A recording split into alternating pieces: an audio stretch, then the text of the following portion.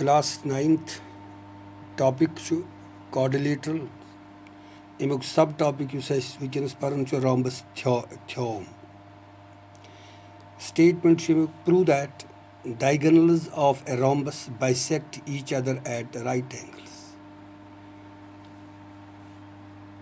statement one कि यम हसा diagonals rhombus bisect करान अकिस सत राइट एंगल्स पे गो दैट मीन्स कि यह यत रॉम्बस बनत ABCD AC तो BD उस डायगनल यह हसा बाइसेक्ट करान एट राइट एंगल गो यत बाइसेक्ट करान अमुक मतलब गो यह बनावान यह बनावान कि यह राइट एंगल यह राइट एंगल तो यह राइट एंगल गो यह बनावान 4 राइट एंगल यह प्रूव कर कि यम डायगनल्स बाइसेक्ट करान करान राइट एंगल पे बाइसेक्ट गो यम जाय दैट मीन्स कि वो इत पे COD equal to AOD equal to BOA equal to BOC equal to 90 degree यह प्रूव दिन कर तो यपर ऑलरेडी पोर्मुत रॉम्बस डेफिनेशन क्या रॉम्बस वन यह गो सु parallelogram in which all sides are equal गो यह रॉम्बस यह सु पैरेललोग्राम अमुक प्रथ कह साइड कि यम दोनों साइड पान इक्वल दोनों साइड पान इक्वल गो अमुक मतलब गो यह रॉम्बस यह parallelogram parallelogram opposite sides parallel and equal गो यह पैरेललोग्राम तो मगर यह रॉम्बस सु पैरेललोग्राम यत ऑल साइड्स इक्वल गो यत पैरेललोग्रामस ऑल साइड्स इक्वल तथ वन रॉम्बस तो प्रूव कर कि यम डायगनल्स हसा गसान बाइसेक्ट एट राइट एंगल्स वो वुचुन कि कित पे कि यम एंगल गो यह एंगल गस 90 यह एंगल गस 90 इथे पे यम सारी एंगल्स गसन 4 एंगल 90 अत मज कम चीज़ हेल्प नमो करान इतस कालस करान को इंटीरियर एंगलों सत या आल्टरनेट इंटीरियर एंगलों सत हेकान सु मदद नित पत हेकान थ्योरम प्रूव कर यथ मज गोडनथे करें यथ मज गस को इंटीरियर एंगल्स क्या को इंटीरियर एंगल्स तम वक्त तम गई कि कि यम जाए यह लाइन्स आसन पैरेलल ट्रांसवर्सल सह गो यम जाए या यपर गो सह चीज़ हेक अत मज लगित कह अलबत्ता ब्या चीज़ अगर straight line already form lines and angles मज स्ट्रेट लाइन अत पे लाइन स्टैंड कि अत मज यम एंगल्स जो बना यम एंगल्स यम गए एडसेंट एंगल्स युहुद सम 180 डिग्री बनावान लीनियर पियर गो कि हेको यम जाए तेल नित लीनियर पियरुक सहारा लीनियर पियर कि मत तम एंगल कि मत हेको वनित कि यम एंगल हसा मिसाल COD यह हसा 90 डिग्रीज बराबर या AOD यह हसा 90 डिग्रीज बराबर मगर लीनियर पियरुक मदद निन ब्रो गोड़ करें नी ट्रायंगल्स यम हावोक कॉन्ग्रेंट यम ट्रायंगल्स हावो कॉन्ग्रेंट ट्रायंगलन हंद कॉन्ग्रेंट करने सत यम तिहिंद इक्वल साइडन अपोजिट एंगल्स आसन तम गसन इक्वल पान वही यम सात एंगल्स गसन इक्वल पत हेको लीनियर पियर तत यूज कर कि एंगल्स आसन इक्वल हे एंगल नेरित चाहे यह एंगल आसा कड़न यह एंगल आसा कड़न हम हेकन सारी एंगल नेरित गो अम चीज़ अम खतर क्या करो स्टार्ट यह बल गोडनथ यह गो सोलूशन गिवन क्या यह रॉम्बस दित गो AB अत नाव ABCD go ABCD is a rhombus ठीक तो प्रूव क्या कर प्रूव कर कि बह वन इत पे अगर फिलहाल हावोक अकि यम जो ट्रायंगल्स नमक अख यह ट्रायंगल तो यह ट्रायंगल BOC तो COD जो ट्रायंगल्स नमोक हावोक कॉन्ग्रेंट तमुक मतलब गो तेल टू प्रूव कर इत पे हाउन angle BOC equal to angle COD इथे पे गई पत गो DO angle DOA equal to angle BOA और AOB इक्वल टू 90 डिग्री गो यम सारी एंगल्स गसन आसन 90 डिग्री बेचु यथ मज ये वोन तो गडनथ यह पैरेललोग्राम यह पैरेललोग्रामस मज पोर्मुत diagonals bisect each other that means वनो यतत यह OA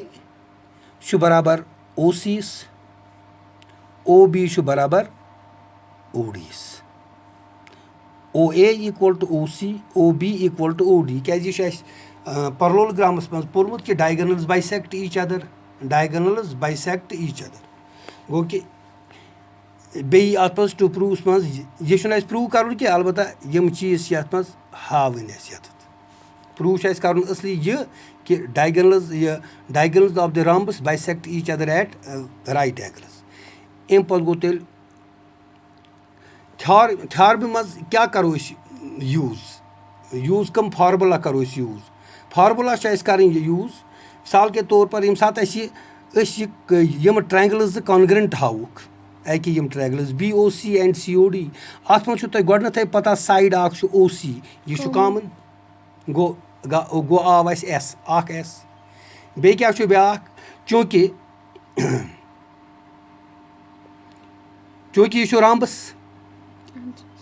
rhombus all sides equal तमुक मतलब गो यम सात यम जो ट्रायंगल नी यह साइड गो ब्या side side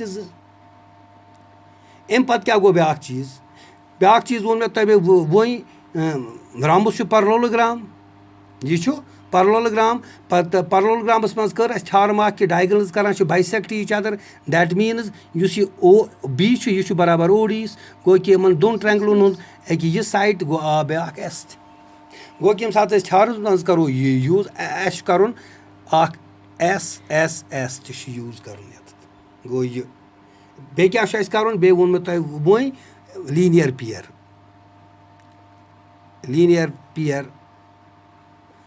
some equal to 180 degree यमन फार्मूला नुन हेल्प कि हेको यह थ्योरम प्रूव कर कि diagonals of the rhombus bisect each other at right angles वो लेखो अम पे तेल सीधे प्रूफस मज क्या यम जो ट्रायंगल्स थाम वो लेखो in triangle BOC and triangle COD अकि यम जो ट्रायंगल गो अत मज क्या OB equal to OB equal to OD अत क्या reason diagonals of a parallelogram bisect each other गो नंबर बे BC इक्वल टू CD यह क्या यह गिवन यह रॉम्बस ठीक बे OC इक्वल टू OC यह गो कॉमन गो कड़ त्रे चीज वह हेको वत कि यम ट्रायंगल्स हसा कॉन्ग्रेंट गो therefore triangle BOC is congruent to triangle COD by SSS rule गो ट्रायंगल्स गई कॉन्ग्रेंट वुच तो योकुन अक यह साइड